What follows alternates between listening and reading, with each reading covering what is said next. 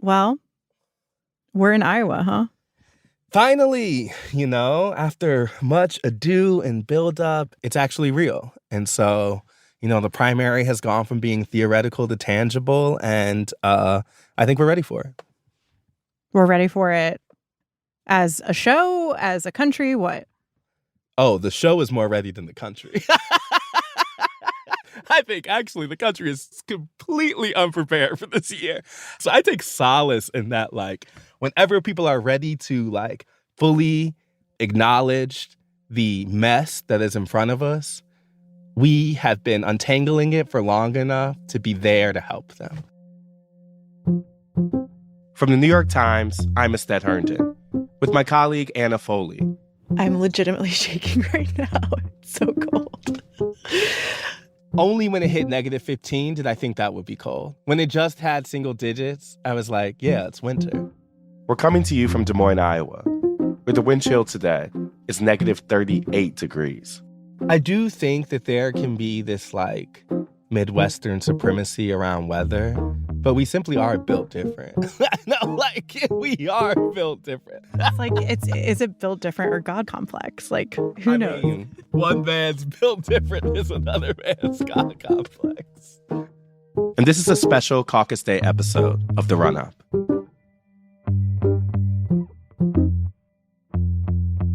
So one of the reasons that we're doing this episode on Monday, right, is to kind of give people who are listening, people who are maybe just tuning in, kind of an overview, a study guide kind of what Iowa is going to be this year. Yeah, exactly. If you have been living your life and not thinking about the presidential election, I think you can wake up on Monday and be like, whoa, this is starting and what's happening? ? And so, one of the things we wanted to do was make sure there's something that can help you understand this state and put the state in context with the rest of the race. Yeah. So give us kind of an overview of what the field is looking like in Iowa specifically right now. Mm-hmm. So you frankly have 3.5 candidates. I would say Donald Trump is obviously the front runner, has been so for months on end right now. Polling puts him at about a 30-point advantage over any challenger. And I think the central question for this Iowa caucus is around Trump's dominance. Is it as real in votes as it has seemed to be in polling? And then the margin of that. And I think there's a question about kind of a battle for second place. We think about other candidates like Governor Ron DeSantis and Ambassador Nikki Haley, who have kind of been jockeying amongst themselves to try to position themselves as the Trump alternative. The half candidate, I was mentioning is Vivek Ramaswamy, who's still in this race, but, didn't have enough support to be able to make the CNN debate that's on Wednesday, and is really kind of on the tail end, I think, of a campaign that's had some rhetorical flourishes, but never was a serious effort to kind of win the Republican nomination. So I think that's kind of the literal state of play of the field right now. But I think the macro question in front of us is just is this primary even real? Is this a march to the coronation of Donald Trump? Or are Republican voters having more of an open contest and an open decision-making than we kind of have thought over the last year? And so I think Iowa will be the first step to providing clarity on that. But that's really it. The only question is, do the voters themselves have any appetite into making this a quote-unquote real race? And to that point, can you describe the Iowa voter? Who are they? What makes them different from the rest of the country? So I think when you ask the question of how would you picture the Iowa voter, they have been kind of caricatured in American politics. And so I don't want to just lean into the stereotypes, but these are people who care more about farming, are more people who care more about candidates who may speak to kind of rural life, speak to small town values, speak to religious and faith-driven things. And that's been reflective in what we've talked about. Well, come on, it's a good day to be in church, amen? I think about when we went to Pastor Newman's church last year. There are too many Christians that would rather see politicians they don't like burn and be destroyed than repent and follow Jesus. Someone who was supporting Governor Ron DeSantis, and he was making a point of, in the pulpit, about kind of protecting the family against the changing gender and sexuality education in the country. Someone's like, here it is. Look, if you want a a church that affirms you in your sin, there's plenty. They usually have rainbows in front of them, all right? Go to one of those churches. That's something we hear a lot in Iowa. I think about the woman who told me outside of the Tim Scott event in Story County about how she wants to go back to the 50s. Those were the perfect years. I mean, everybody dressed perfectly. They acted perfectly. You didn't hear naughty words. I'd like us to go back to that. When moms stayed in the home and raised their children, that's part of our problem today. If Trump's the nominee, as someone who is looking at the alternatives, if he's the nominee, are you still voting for him? Oh, yes. Oh, yes. I'll vote Republican. I sure want to get rid of the Democrats that we have and what they're doing. And so what it translates to is a pretty conservative state in general that's wary of Democrats and the idea that they're pushing a version of the country that is misaligned with their conservative values. We talked to some people at the state fair who appreciated what Trump did as president. I would prefer that he didn't run because of all of the baggage he's going to bring to the White House if he does win. But at the same time, they worried about how his baggage and style would fit in this current moment. I don't know, he just kind of comes along to me as a bully, trying to bully his way through. And yeah, he has ideas that are beneficial, probably, to different people and different groups. But yeah, it just kind of seems like it's his way or the highway. I think that's a real Iowa voter also. And so if we look at kind of the spectrum of those people, I think that stretches the gamut. It is a more conservative state than, say, New Hampshire. It is a more religious state than, say, Nevada. And I think it's expressed a little differently than those kind of southern states like South Carolina, Mississippi, and the like. Those states are considered kind of Trump country. And so what I think is really important about Iowa is if Trump is going to be overtaken, it has to start with these kind of communities, and they have to kind of settle on who that alternative is going to be. Well, tell me a little bit about the relationship between Iowa voters and Trump this time. Yeah, it's important, I think, to remember where Donald Trump was in 2016 in Iowa. This was a state that preferred Ted Cruz over him, and I think that continued their tradition of backing traditional evangelical candidates. And, I think a lot of people expected Iowa to do that again this time around. The state's governor, Kim Reynolds, has endorsed Governor DeSantis. I think that was the direction I think people assumed Iowa would go. But what we've seen over the last year is a real split between the top levels of Iowa Republicans and that kind of grassroots base. Poll after poll shows us, and I think it's reflected in the anecdotal data and the crowd sizes and that rank and file evangelicals, rank and file Iowa Republicans are still kind of backing Donald Trump. And in fact, his share of voter has kind of increased from that 2016. And so whether it was his time in office or people we've talked to who say that him being indicted has actually made them like him more, there is certainly a type of Iowa Republican, at least per polling, that did not back him in 2016 that has come back around to him right now. So I think that's one point to know about the importance of that relationship. But I think it's also important to remember that there's a reason Donald Trump didn't win Iowa the first time around. And there's a reason those kind of top-level Republicans have endorsed other candidates. This is still a state that's kind of uncomfortable with the match between, someone who certainly is not a faith-based man and the kind of traditional quote-unquote values that Iowa says it represents. And so I think we also really see a group of people who didn't back him in 2016 here and have stayed away. And I think that's around 40, 50% of the electorate, even when we see him in polling. Now, he has certainly outpassed other rivals, but there is a slice of the Republican base that has not come around to him, at least not now. And so I think that is also really important, is while they have not coalesced around a single other individual, they have not really embraced Donald Trump.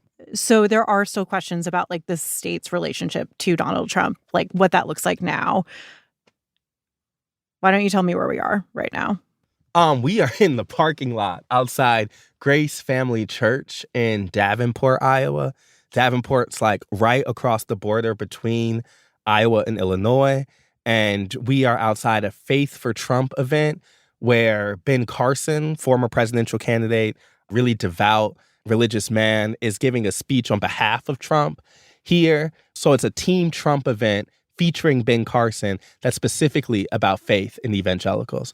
So we're here outside the church to kind of see this kind of awkward relationship in action between people who consider themselves, religious, consider themselves deeply conservative, and I imagine consider themselves really uncompromising on those values, and the reality that they've compromised some of those values to embrace Donald Trump.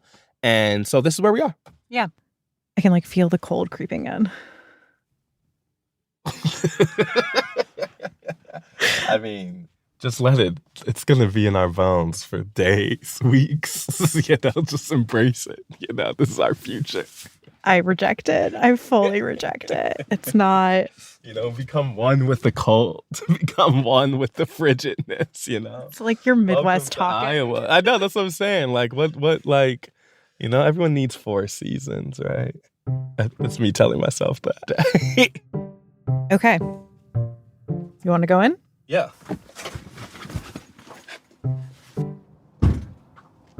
This looks like a converted sanctuary, kind of, that now has a backdrop that says Team Trump and Caucus for Trump. And it's fairly full. Yeah. About 100 people turned out for this event, sitting in plush chairs facing the front of the church. And before Carson's speech, we started talking to folks. My name is Carson. We're from the New York Times. We've been talking to people here about what makes them come and what they're thinking about heading into the caucus. We wanted to know if y'all had 5-10 minutes to maybe chat with us before. Sure. Thank you so much. I appreciate it. Can I have your name? Joy. And this is Patrick. We're just friends. We just met here. Are y'all around Davenport? Are you in Eastern Iowa? What part of the state are you from? I'm just down the road. Oh, nice. Cool. She's in a little town called Buffalo, just down the street. I'm in Bettendorf, the next one over here. Yeah. What made you want to come here? I love Ben Carson. I have followed Ben Carson for a long time. I love Trump. Trump is the first president in my lifetime that never had a war. And for the first time in my lifetime, because throughout my whole life, there was a war. And with him being president, it's the first time I was able to sleep, relax, and be at peace. Did you consider any of the other Republican candidates this time around, or were you always thinking you're coming back to Trump? No, the others never even considered once. I get their things in the mail all the time. I don't know why I just blow it off. Trump's your guy. Trump's my guy. Are you someone who considered the other candidates, or were you always with Trump this time around? Not a chance. Trump all the way. Yep. He's not beholden to any of the garbage. And kind of similar to what Joy was saying, he is the best president I've seen in my lifetime. Again, no wars. Peace through strength. The United States was so strong when he was president. And I loved how he had all of the world's evil leaders in his palm. He had them right here, eating out of the palm of his hand. No president's ever done that because they're politicians. Trump is not a politician, and I love that. I love that. What should we be looking for on Monday? I mean, is Trump going to run away with this, you think? Oh, absolutely. Absolutely. If he doesn't, I'd be shocked. If he doesn't, it'll be set up. But I can't imagine a caucus being that way, but there'll be something crooked because I've never talked to anyone who doesn't support Trump here in Iowa. I haven't. I've seen one place with Nikki Haley signs, and that's it. I haven't seen any other Nikki Haley signs. The governor endorsed DeSantis. Some evangelical leaders in the state endorsed DeSantis. It didn't really seem to move the needle. She won't be governor again. So as a Trump supporter, you held that against her. Oh, yeah. One thing that comes up for us is, the amount of legal cases he's going to face this year, right? He's going to have to spend some time in federal court. Did the indictments make your resolve for Trump stronger? Oh, yeah, yeah. They're screwing up our legal system. They're taking advantage of it, and they are destroying it. They're knocking it down. It ain't right.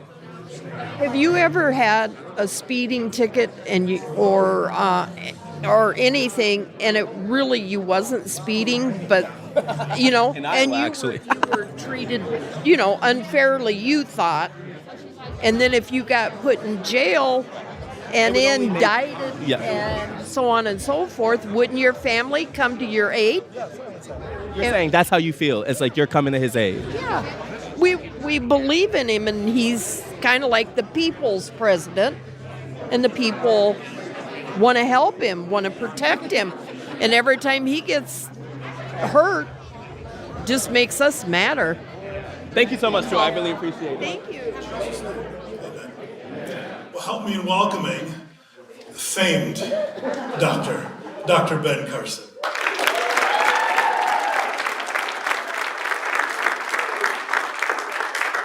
I am absolutely delighted to be back in cold, frozen Iowa. In his speech, You know, when you talk about courage, I think about Donald Trump, because Carson had a clear message for the audience about Trump and faith. you know, I had a number of conversations with Donald Trump about religion and religious liberty and things of that nature. Do you realize that he signed more executive orders for religious liberty than any other president, probably all the others put together? Yes. And, you know, a lot of people don't like him. They say the things that he says, and he's so coarse and mean, and I just couldn't possibly ever vote for someone like that. Well, there's actually a reason that God gave us eyes and ears and a brain. Because would you rather have somebody whose tongue is maybe a little wild, but has incredibly good policies that make your life better? Or somebody who has a silver tongue and says all the right things and has terrible policies which ruin your life and those of your children and grandchildren? You know, that's what we... For the voters here who might still have their reservations about Trump, Carson was giving them permission to see this as a choice that was not against their beliefs. Thank you, and God bless.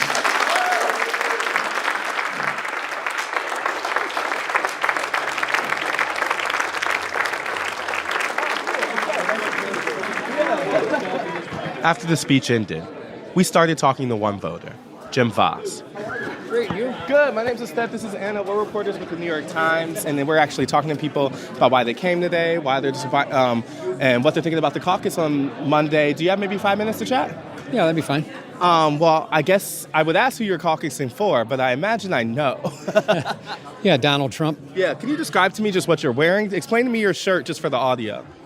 The shirt, needless to say, is what we believe in reference to Donald Trump. So it's Donald Trump's mugshot. It says wanted at the top, and then it says under for a second term. But what's the reaction when you wear that shirt, out? It's surprising that, any place we travel quite a bit. We're both retired, and we have a lot of Trump gear, I'll call it. And we get a lot of high fives, a lot of support. And out of all the traveling that we've done, I've only had one person that was actually against what I was wearing. Okay. Did you caucus for him in 2016? Yes, okay. We sure did. What is the biggest reason why Trump has your vote again? He's a non-politician. He puts America first. He's against all the things that are happening right now. Open borders, the debacle in Afghanistan, the homelessness. He forgot about President Biden forgot about the veterans. But there's just so many things going on that with Donald Trump, he's outside that political box, and I think he's here for the people. Mm-hmm. Are you consider yourself a faith-based voter? Are you a religious person? Yes, yes I am. You know, Ben Carson here was talking about kind of Trump and faith and why kind of evangelicals and Christians here are like deciding to back him. That's one of the things we're specifically interested in. And, you know, Donald Trump is not someone, you know, as Dr. Carson says, who might come off as kind of personally religious, certainly says things that seem kind of out of left field. For people who might not understand how someone who considers themselves maybe a Christian or an evangelical is voting for Donald Trump, can you help explain that for me? Well, I think that down inside, Donald Trump is a religious person, believes in God, and I think when he was in office before, he helped a majority of the people. Can't help all people, but he helped a majority of the people. And being a Christian, you try to help all people. And so I think his actions in reference to all the things that he accomplished back in office, I think shows that he is a true Christian. As the event ended, we spoke with two other Iowa Republicans, Linda Shoesmith and Nicole Hopkins. Hi, how are you? Hi, how are y'all? My name's Ested. This is Anna. We're from the New York Times. We're with our politics podcast, The Run Up, and we've been here in Iowa talking to people, obviously, about the caucuses. Are you someone who is planning the caucus for Trump on Monday? Absolutely. Did you think about any of the other candidates in the primary, or were you all someone who was always with Trump from the start? Well, we've been pretty much always with Trump, but we absolutely listened to what they all had to say and have followed it very, very closely and really follow Trump for precisely what Dr. Carson said. If you could describe what you think is the biggest reason why you prefer Trump again rather than the other candidates, what would that be? He is proven. We can look at what he did, when he was president 4 years ago and how he straightened out the country and how it's fallen apart in the past 3 years. And I think he'll bring it right back again. And if he doesn't get in, I think our country is over. Do you feel that same kind of sense of urgency? Did you think about any of the other candidates? I'm still thinking. There's a lot of things I like about Trump, and there's a lot of things I like about the other two candidates as well. So you really feel yourself open between all three of them? I guess I'm curious because, I think for a lot of people, they would assume that you already know at this point. Trump has been president. You've seen, I'm sure, the ads have been flooding your TV for a year. And so I'm really curious in people who are undecided still right now. Some things. I mean, he can talk a little too much, or his wording isn't always great. His policies are effective, but also age. So that's a concern. I'm curious, specific to the argument that Dr. Carson was making about faith in Trump and saying that he's the person who will protect religious liberty. He's the person who's kind of a champion for kind of like evangelical voters. What do you all think about that? I think I'm curious to hear people respond to that, considering Trump is not someone you would necessarily associate with religion, I think, at the top of your head. But is that an argument that you all find convincing? I don't think he's just for evangelicals. I think he is doing what he's doing for our country rather than evangelicals. I get so upset with people that say that evangelicals are a one-issue voter, and that's about abortion. Okay. Yeah, that's absolutely not true. We're thinking about the country. We're thinking about the Constitution. We're thinking about our grandchildren. That's the only reason I've been really outspoken, and I've never been outspoken in politics. To go kind of back to what you were saying about how evangelicals aren't just one issue voters, and you resent that sort of narrative that they are. Can you help me connect the dots between that feeling and Donald Trump? Well, Donald Trump had 4 years where he really showed that he could take care of all kinds of things, not just the abortion issue. I mean, he took care of the border. He took care of friendliness with other countries. They respected him. And people that say Donald Trump's going to get in and start a war, that's ridiculous. He was the one president that kept us out of war. So Thank you all so much. We really appreciate it. It was so great talking to you. Thank you. Thank you.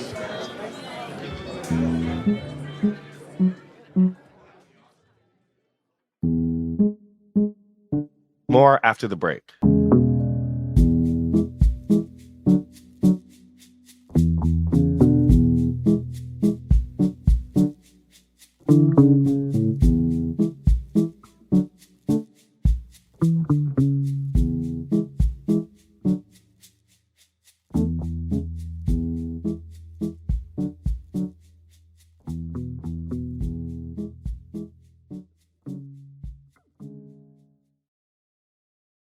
So, I said, it is Sunday. It's caucus eve. True. Can you pull out your phone and tell me what the forecast is? Yeah. Well, right now it says it's -6 with the high of -5 and the low of -17. Tomorrow it is a high of -1 and a low of -19. And if you factor in the wind chill, It feels like negative 37. That's just like an offensive sentence. It feels like negative 37. You know, a thing I learned this week, unfortunately, is that negative 40 is where Fahrenheit and Celsius meet. Wow, that's the thing I learned right now. Like, you would see that on paper and you'd be like, I'm never going to experience that. And yet here we are, we're experiencing it. Yeah, I was in college during the polar vortex in the Midwest in Wisconsin where it hit negative 40. And I remember we had classes canceled and all of that. And then we all bundled up just to like go to some bad dive bar. And I feel like it's, it's kind of a similar thing here where like the conditions are saying stay inside. The health warnings are saying stay inside. But you also have the like political incentive in these candidates and campaigns saying, hey, what if you didn't? Yeah. So just to that point, what has the weather done to campaigning this weekend? Well, it's become the biggest storyline. I mean, when we left the Carson event, we knew that this storm was coming on, but not necessarily how it would upend the whole weekend. That morning, we drove from Davenport to Des Moines. It's about a 3-hour drive.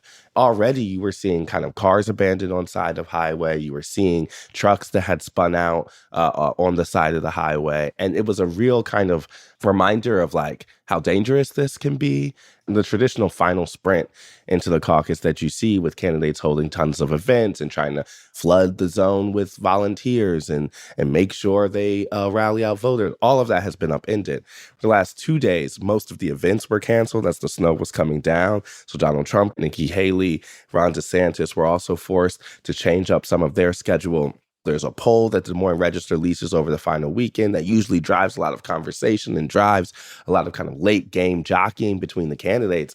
But the results were, I think, matched up with a lot of things we've seen over the year. It showed Donald Trump at 48%, Nikki Haley at 20%, and that DeSantis had fallen 3 percentage points back from their last one down to third place in 16%. That poll kind of came and went yesterday because the main storyline is the weather. I think it's like weirdly reflective of what's been a weird primary itself. This has already for a year been a campaign where the front runner was skipping traditional events, was not kind of doing Iowa typically, and we haven't seen really voters punish him for that. I think like even more so now, considering the weather and the impacts, it's hard to really take the kind of caucuses as something to extrapolate to the rest of the Republican electorate, not only because of what's been weird here for a year or so, but because the actual result will be so infused by this historically brutal weather. If this were not historically dramatic weather, what would the final weekend leading up to caucus night look like in a more traditional, more like seasonally appropriate year? At this point of a campaign, you're not really looking for persuading people with kind of new arguments.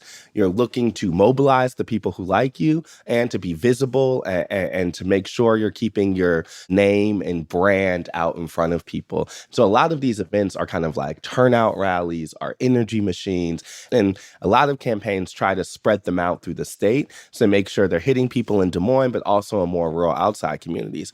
Donald Trump's a good example because, not only was he supposed to have a commit to caucus event that got canceled, but he also has kind of surrogates spread out through the state to make sure he reaches people in all corners of Iowa. I saw that Donald Trump Jr. Is doing an event in Ankeny. These are the kind of people that he uses to make sure that the Trump campaign is remaining visible, even if he's not physically there. And that's something that obviously his star power kind of lends itself to. But at this point, it's not as if you're saying, oh, I'm going to sharpen, I'm trying to drop a new policy plan. Like this is all about energy and turnout and organization. And I think the cold complicates that. Okay. So on actual caucus day, what are the sort of things that you're going to be looking for? I think there's 3 things I'm looking for on caucus day itself. One question is, do people come out to obviously participate? Another question is how it affects the campaign's organization. Are they able to, fan out volunteers and do those kind of last minute kind of touchstones that a lot of campaigns like to do? But I think the third question is like, do candidates now have a built-in excuse to kind of wish away the Iowa results? Let's say today's closer than people expect, or let's say Donald Trump wins by more than people expect. I can already see how candidates are going to say, well, my people couldn't come out, or, well, the historic cold front changed the scope of the race. It provides a kind of get out of jail free card for campaigns because they're not kind of working at an equal playing field. And it is historic. It is a uniquely difficult weather weekend. And so that's also going to be something I look for. Let's say DeSantis doesn't do that well here in Iowa, a place where he's invested a lot in terms of money and volunteers and television ads. I can easily see that campaign saying, well, that's because of the cold. Or certainly Donald Trump, if that result is closer than expected. We were talking to voters in Davenport who were saying, well, maybe it's crooked or maybe it's something else that's fishy.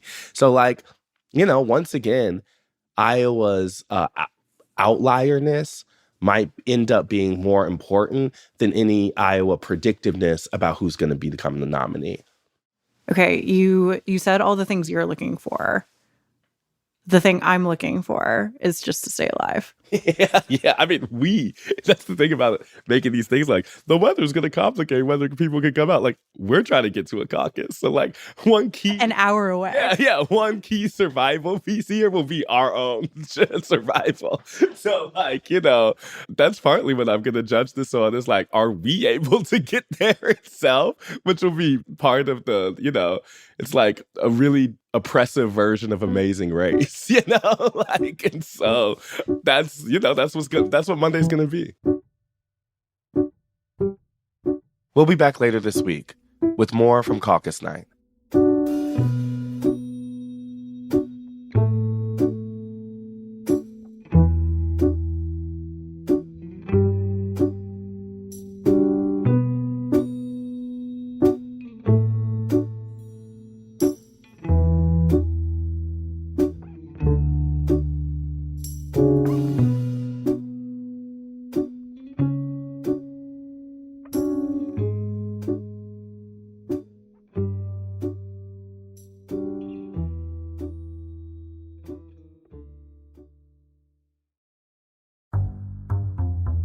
The Run-Up is reported by me, Ested Herndon, and produced by Elisa Gutierrez, Caitlin O'Keefe, and Anna Foley. It's edited by Rachel Dry, Lisa Tobin, and Franny Kartoff, with original music by Dan Powell, Marian Lozano, Pat McCusker, Diane Wong, Sophia Landman, and Alicia Itu. It was mixed by Sophia Landman and Alyssa Moxley, and fact-checked by Will Peischel.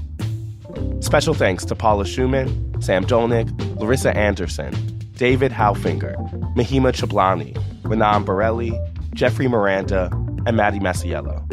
Do you have questions about the 2024 election?